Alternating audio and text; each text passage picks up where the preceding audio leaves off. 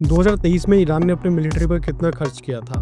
10 billion US dollar, और ये amount rupees में आपकी स्क्रीन पर है। एट द सेम टाइम 2023 में ईरान के कट्टर दुश्मन, जो कि खुद ईरान से साइज में 10-20 नहीं बल्कि 75 टाइम्स छोटा है, उसने अपने देश की मिलिट्री पर कितना खर्च किया? 27 बिलियन यूएस डॉलर। ये अमाउंट ईरान की मिलिट्री पर खर्च की अमाउंट से डबल से भी ज्यादा है। इसराइल जैसे छोटे कंट्री से 75 टाइम्स बड़ा होने के बावजूद ईरानियन मिलिट्री के इसराइल से नॉन स्टॉप बढ़ते टेंशन के बीच ये देखना कि ईरान तो सिर्फ इसराइल के मिलिट्री स्पेंडिंग से आधा अमाउंट ही अपनी मिलिट्री में झोंक रहा है, ईरानियन लीडर्स में इनसिक्योरिटीज की भावना को बढ़ा रहा है।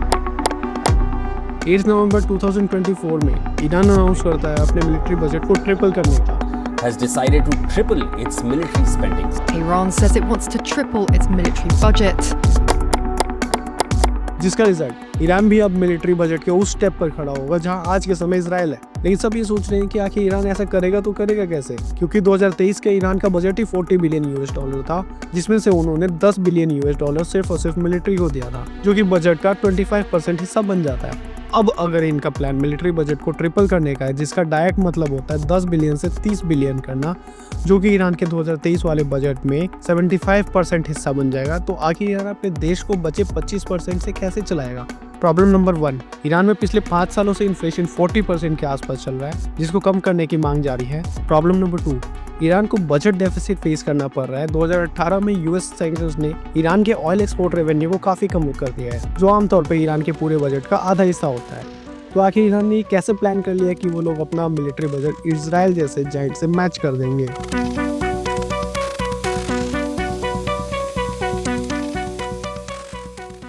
मिडल ईस्ट, यूरोप और ईस्ट एशिया में बढ़ती मिलिट्री स्पेंडिंग्स ये दिखाता है कि कैसे ये वर्ल्ड और भी बड़ी इनस्टेबिलिटी की तरफ बढ़ रहे हैं।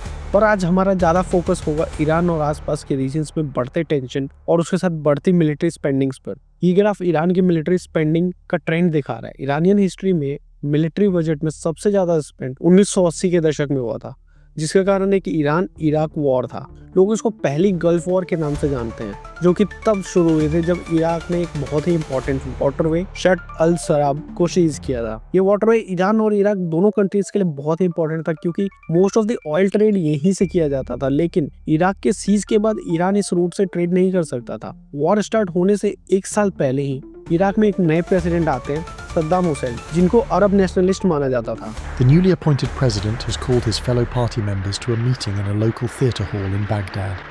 His name is Saddam Hussein. At the same time Iran में भी इस्लामिक रेवोल्यूशन देखी जा रही थी, जिसने तख्ता पलट कर एक प्रो वेस्टर्न मोनार्की को ईरान से उखाड़ फेंका,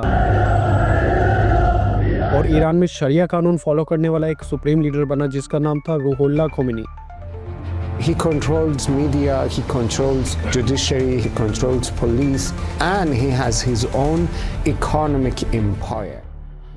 दोनों नेबर्स की अलग विचारधारा, एक तरफ अरब नेशनलिस्ट और दूसरी तरफ शरिया फॉलो करने वाला शिया देश। दोनों देशों के अलग विचारधारा के कारण गल्फ रीजन की फर्स्ट वॉर स्टार्ट हुई थी, जो कि 8 सालों तक चली। उसी समय ऐसा देखा गया था कि ईरान अपनी मिलिट्री पर सबसे ज्यादा स्पेंड कर रहा था, लेकिन ईरान जो अब फैसले लेगा वो मिलिट्री बजट के उस रिकॉर्ड को भी तोड़ देगा, जो कि गल्फ की पहली वॉर यानी ईरान इराक वॉर में थी।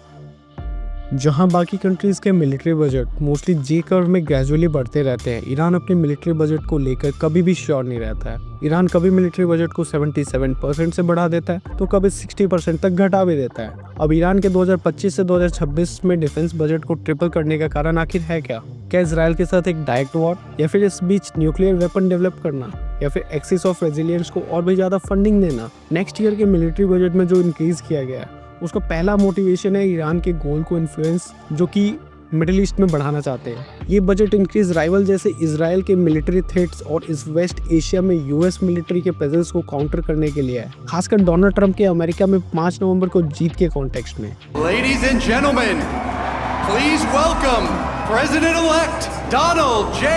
Trump. ईरान का ऑफिशियल बजट बिल ये दिखाता है कि गवर्नमेंट के बजट का 47% oil export resources directly Iran के आर्म्ड फोर्सेस को दिया जाएगा, जबकि गवर्नमेंट का अपना खुद का शेयर इन रिसोर्सेज में सिर्फ 43% होगा। अपने मिलिट्री बजट को बढ़ाकर ईरान का एम है अपने रीजनल प्रॉक्सीज को बनाए रखना। मिलिट्री बजट इंक्रीज करने से ईरान की मिलिट्री और भी ज्यादा पावरफुल होगी, और अगर ईरान में बढ़ते आर्थिक तंगी के कारण लोगों ने सड़कों पर उतरना चालू किया या प्रोटेस्ट करना स्टार्ट किया, तो एक मजबूत मिलिट्री प्रेजेंस मामले को दबाने के काम आएगी, जैसा कि पाकिस्तान में भी हम देख सकते हैं। इस बजट इंक्रीज के साथ ईरान का प्लान है कि कुछ इंपॉर्टेंट स्ट्रेटेजिक एरियाज पे फोकस करे, खासकर अपनी मिसाइल टेक्नोलॉजीज को इम्प्रूव किया जाए। और स्पेशली जब अप्रैल और अक्टूबर 2024 में इसराइल पर किए गए स्ट्राइक्स के बाद भी कोई खास असर नहीं हुआ था इसराइल को। It's the first time Iran has directly attacked Israel from Iranian territory. Iran ने काफ़ी टाइम से अपने मिसाइल कैपेबिलिटीज़ पे इन्वेस्ट किया है और अब जो नए बजट आए हैं वो बैलिस्टिक और क्रूज मिसाइल्स की टेक्नोलॉजी को एडवांस करने में मदद करेंगे। ये फोकस होगा रेंज, प्रिसीजन और पेलोड कैपेसिटी को बढ़ाने पे। इसमें मीडियम और लॉन्ग रेंज मिसाइल्स को अपग्रेड करना भी शामिल हो सकता है ताकि वो रीजनल एनिमीज को काउंटर कर सके और खास करके इसराइल को टारगेट कर सके। इसराइल से जो एयर थ्रेट्स है उनको काउंटर करने के लिए ईरान अपने एयर डिफेंस सिस्टम्स को भी इम्प्रूव करने पर फोकस करेगा। ईरान अपनी इंडिजिनियस सिस्टम को डेवलप करता रहेगा जैसे कि बावर 373। हालांकि ऑफिशियल ईरानियन सोर्सेज का कहना है कि बावर 373 मिसाइल डिफेंस सिस्टम 26 अक्टूबर को इजरायली स्ट्राइक्स के दौरान रशिया से परचेज किए गए एयर डिफेंस सिस्टम से भी ज्यादा इफेक्टिव थे।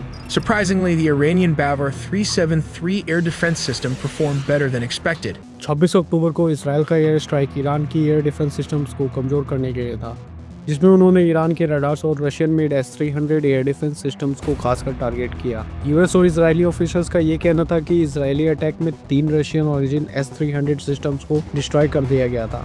ईरान का प्लान है कुछ और S-300 सिस्टम्स खरीदने का। इसके अलावा ईरान रशिया से Su-35 फाइटर जेट्स खरीदने में इंटरेस्टेड है, जो उसकी पुरानी फ्लीट के लिए एक मेजर अपग्रेड होगा। ईरान के लिए दूसरा ऑप्शन हो सकता है MiG-35 या Su-30 जेट्स, जो सिमिलर कैपेबिलिटी दे सकते हैं कम कॉस्ट पर, जिससे ईरान अपनी फ्लीट को और मॉडर्नाइज कर सकता है। ईरान की जो रेगुलर आर्मी है उसको IRGC के मुकाबले में काफ़ी कम फंडिंग मिलती है। IRGC की फुल फॉर्म है इस्लामिक रेवोल्यूशनरी गार्ड कॉर्प्स। ये ईरान की मिलिट्री का एक ब्रांच है जो 1979 की ईरानियन रेवोल्यूशन के बाद बनाया गया था ताकि कंट्री के इस्लामिक सिस्टम और रेजिम को प्रोटेक्ट किया जा सके। IRGC रेगुलर ईरानियन मिलिट्री से अलग होती है और इसके अपने ग्राउंड, एयर, नेवल फोर्सेस होते हैं।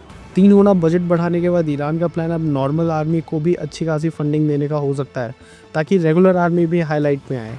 मिलिट्री पर खर्चे करना ईरान में इस्लामिक रेजिम के सर्वाइवल के लिए क्रूशियल है, इसलिए इस एरिया में डिसीजन ईरान के सुप्रीम लीडर के हाथ में होता है, जो कि फिलहाल अयतुल्ला खामनेई हैं। ईरान में आम लोगों की लिविंग कंडीशंस को इम्प्रूव करने के लिए अल्टीमेटली वेस्ट के साथ टेंशंस कम करने की जरूरत है, पर यूएस इलेक्शंस में डोनाल्ड ट्रंप की जीत के बाद ईरान को वापस यूएस की तरफ से मैक्सिमम प्रेशर पॉलिसी शुरू होने का खतरा है। मैक्सिमम प्रेशर पॉलिसी का मतलब होता है कि टारगेटेड कंट्री को इकोनॉमिक, पॉलिटिकल और मिलिट्री लेवल पे आइसोलेट कर देना। इसमें ग्लोबल मार्केट से एक्सेस बंद करना, फाइनेंशियल ट्रांजेक्शंस को ब्लॉक करना और ट्रेड को लिमिट कर देना शामिल होता है। इसका मेन गोल ये होता है कि टारगेटेड कंट्री, जैसा इस केस में ईरान है, यूएस की डिमांड को एक्सेप्ट करे, जैसे अपना न्यूक्लियर प्रोग्राम बंद करे, प्रॉक्सीज को सपोर्ट देना बंद करे। इसराइल के अक्टूबर के स्ट्राइक्स के चलते ऐसा पॉसिबल नहीं है कि Iranian supreme leader Islamic Republic के फोकस को मिलिट्री बजट से हटाकर कहीं और लगाए, जिससे आम लोगों के लिविंग कंडीशंस भी सुधरे। अगर आपको फ्यूचर में हिंदी में ऐसी ही जियोपॉलिटिक्स के अपडेट चाहिए तो जियो एक्सिस को सब्सक्राइब करना और इस वीडियो को लाइक करना ना भूलें।